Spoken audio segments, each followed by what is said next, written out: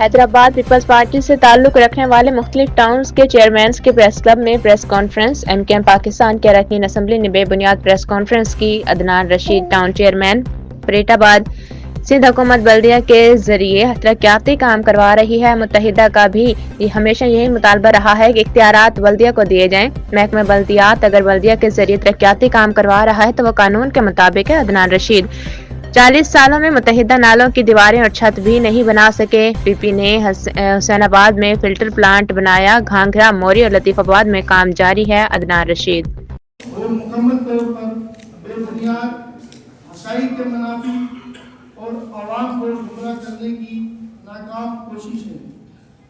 حیدرآباد کے ہم سب بلدیاتی نمائندے اور میئر حیدرآباد سمیت پوری ٹیم دن رات شہر کے کام کے بہتری کے لیے کام کر رہی ہے اور ایسے سیاسی بیانات سے شہر میں جاری ترقیاتی کاموں کی رفتار متاثر نہیں ہوگی۔ سندھ حکومت کی جانب سے ترقیاتی اسکیمیں بلدی اعلیٰ حیدرآباد کے سپرد کیے جانے پر اعتراضات سمجھ سے بالاتر ہیں۔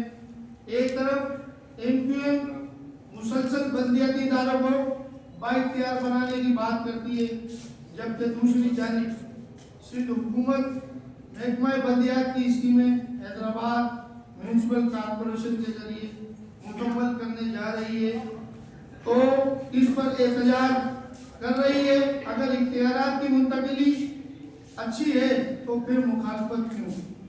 ترقیاتی منصوبوں سے تعلق پہلے دن سے بلدیہ اور حیدرآباد واٹر سیوریج کارپوریشن کے بنیادی فرائض سے ہے اور اسکیموں کی شفٹنگ کوئی نئی بات نہیں۔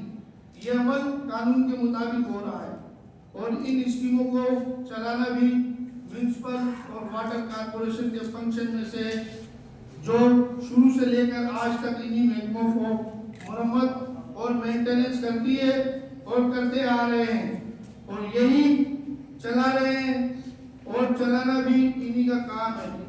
اور اب یہ اعتراضات کیوں؟ محکمہ بلدیات پروجیکٹ کی اسکیمیں بلدیہ اعلیٰ کے حوالے سے کی گئی تو ہم دن رات کام کر کے دکھائیں گے۔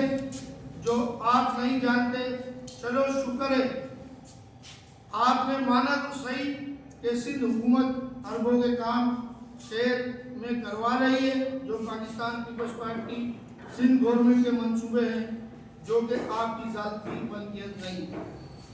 عوام کے وسیع تر مفاد میں آپ کو دعوت دیتے ہیں آئیں اور ہمارے ساتھ کھڑے ہوں اور شہر کی ترقی کے لیے کام کریں۔ آپ لوگوں نے کاغذوں میں تو کام کیے ہیں مگر میڈیا اور عوام آپ کی اصلیت کا پتہ چل چکا ہے۔